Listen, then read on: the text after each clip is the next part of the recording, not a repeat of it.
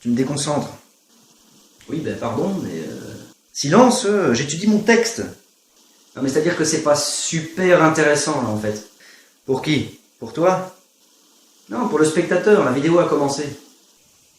Wow! Bonjour! J'avais pas vu que... Et on ne me dit rien.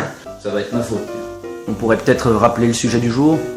La mémoire. Ah ben ça tombe bien. Pas tant que ça. Nous avons intégré un projet. C'est bien. Voilà, donc maintenant il faut apprendre le texte.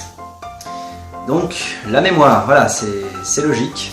Tu comptes faire une vraie intro à un moment donné, ou bien... Si vous êtes arrivé de jouer un spectacle devant un public, et à moins que vous n'ayez fait de l'impro, une lecture, de la danse, du mime, du playback, et à moins que vous n'ayez préféré fuir directement par une porte dérobée afin d'éviter tout contact humain, et rater l'occasion de se faire offrir un verre, vous avez sûrement déjà dû répondre à la question qui revient le plus souvent dans la bouche du spectateur lambda juste après une représentation.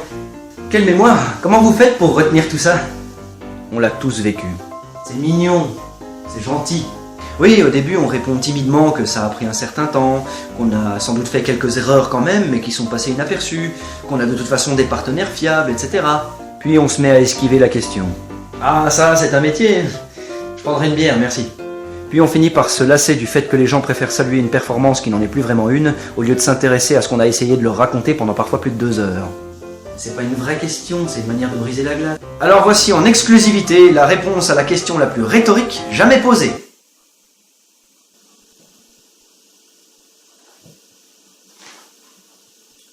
Mise en situation. Non mais sérieusement, vous faites comment? Parce que moi j'aimerais bien me lancer dans... Alors, premièrement, qu'est-ce que la mémoire? Ah, je sais. Toutes les informations qui nous parviennent de l'extérieur, qui sont à l'origine de nos mouvements et de... Non, je veux parler de l'outil mémoire, l'outil de comédien. Ben, c'est une étape de travail. Exactement, c'est la première étape. Alors, voici un texte. Tu vas apprendre le monologue qui est là, et tu reviens quand tu le connais. D'accord. Je plains tes élèves. Une bonne mémoire, c'est la liberté. Une bonne mémoire, c'est une base sur laquelle s'appuyer pour inventer des choses. Une bonne mémoire, c'est une chouette rime pour balançoire, poire, armoire, bouilloire et accessoires. Une bonne mémoire, c'est un sujet d'admiration et de frustration pour ceux qui n'en ont pas. Une bonne mémoire, c'est ce qui me permet de vous dire d'un trait cette longue réplique que je viens d'écrire et que j'ai apprise par cœur dans la foulée, en une seule prise et sans faire de faute. Une bonne mémoire, c'est aussi le petit coup de pouce qui permet de rester dans le texte quand la concentration est mise à l'épreuve. À peine nous sortions des portes de Trézène, il était sur son char.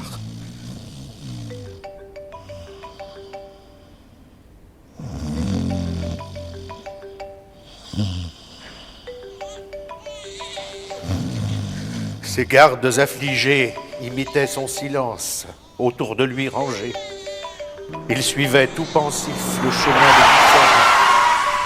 Sa main sur les chevaux laissait flotter les rênes.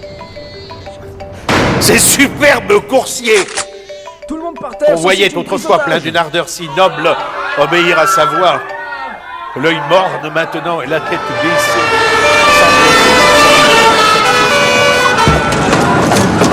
Incroyable. Sortez les mains en l'air.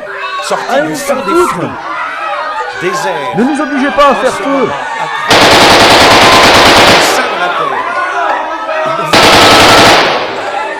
répond en gémissant.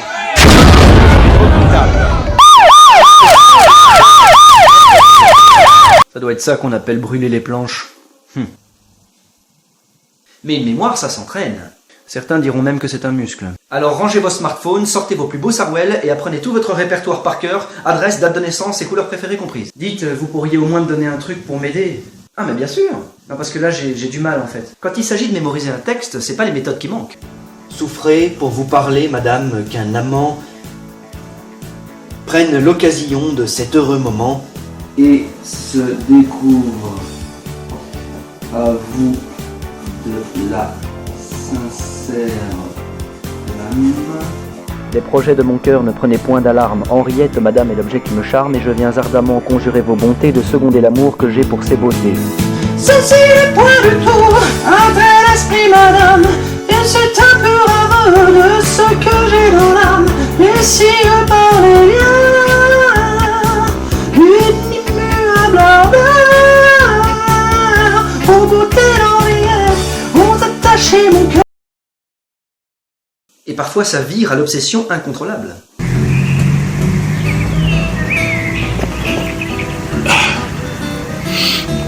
Perfide, oses-tu bien te montrer devant moi?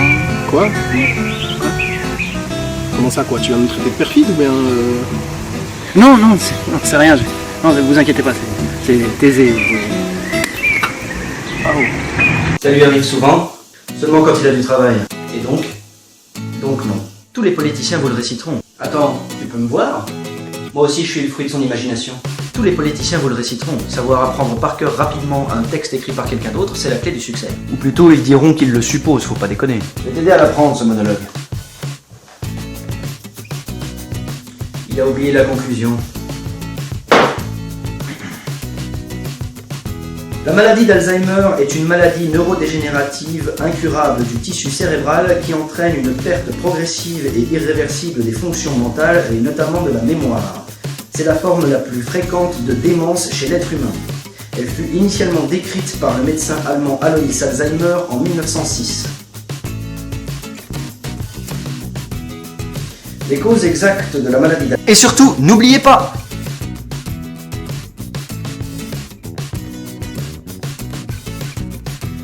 Non mais sérieusement, n'oubliez pas, c'est super pratique et important. Je veux dire, par exemple, moi je pourrais encore vous sortir un texte que j'ai appris il y a 5 ans. Alors, braves gens, prenez garde.